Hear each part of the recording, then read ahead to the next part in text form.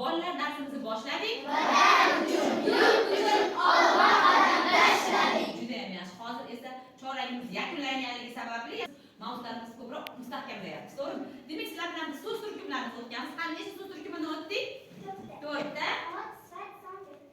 Juda ham yaxshi. Bugun mana shu so'z turkumlarini mustahkamlash maqsadida sizlar bilan biz maktabga otlandik degan ajoyib bir metoddan foydalanamiz. Diqqatimizni o'ziga qaratgan bo'lsangiz, 3 ta qatorimiz uchun 3 ta papkamiz tayyor bo'lib turibdi. Maktabga ketishga shaylab qo'yamiz. Lekin ularga maxsus qalamchalarimizni solishimiz kerak. Buning uchun nima qilishimiz kerak? Har bitta qatorga 3 ta papkada 3 ta so'z turkumi berilgan. Birinchi qatorga demak fe'l so'z turkumi, o'rta qatorga son so'z turkumi, uchinchi qatorga esa sifat so'z turkumi berilgan. Siz nima qilasiz hozir? Ona tiliga oid savollarni berishni boshlayman. Siz esa mana shu savolga qaysi qator javob bersa, o'zini mana shu so'z turkumining mana bu yerda savollari bor. O'sha savolni olib sumkaning oldiga joylashtirasiz. Sumkani ya'ni cho'ntagiga joylashtirasiz.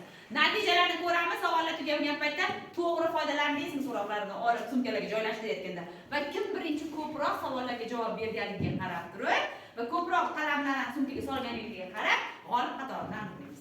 Tushunarli bo'ldimi? Tushunarli bo'lgansa, birinchi savolim gap nima? Tugalangan. Biz qanday qo'shimchalarni o'tdik? Qanday qo'shimchalarni o'tdik? Qanday kim aytadi? So'z yasovchi va ularni o'zaro bog'lovchi. So'z yasovchi qo'shimchalar va so'zlarni o'zaro bog'lovchi. Yaxshi. Keting, qalamimizni olamiz, so'rog'ini to'g'ri joylashtiramiz. So'z turkumiga to'g'ri joylashtiramiz. Yaxshi. Keyingi savolga o'tamiz. Diqqatingizni qarating.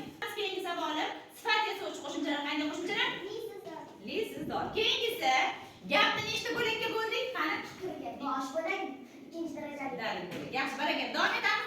Ot yasovchi qo'shimchalar qanday qo'shimchalardir? Chi, tor, dosh, loq, uzoq. Zo'r, barakalla. Biz o'zimizni qalamimizdagi so'roqlarni olamizda, demak, o'zimizni papkamizga joylashtiramiz va davom etamiz. Xo'p, davom etamiz. Keyingi savolim sifatning ma'no turlari. Qani ma'no turlarini kim aytadi? Shahzoda. Yangi, mazasi, shakli, xususiyati, hajmi. Barakalla. O'yinsa qatorida siz fe'l so'z turkumiga oid bo'lgan savolni joylashtirasiz va keyingi savolimiz.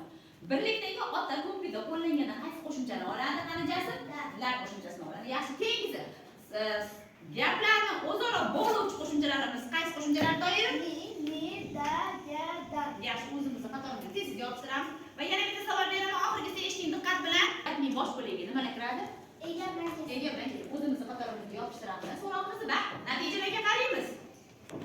Xo'p, natijalarga qaraganimizda birinchi qatorimiz fe'l so'z turkumidan, demak, 3 ta savolni topishdi.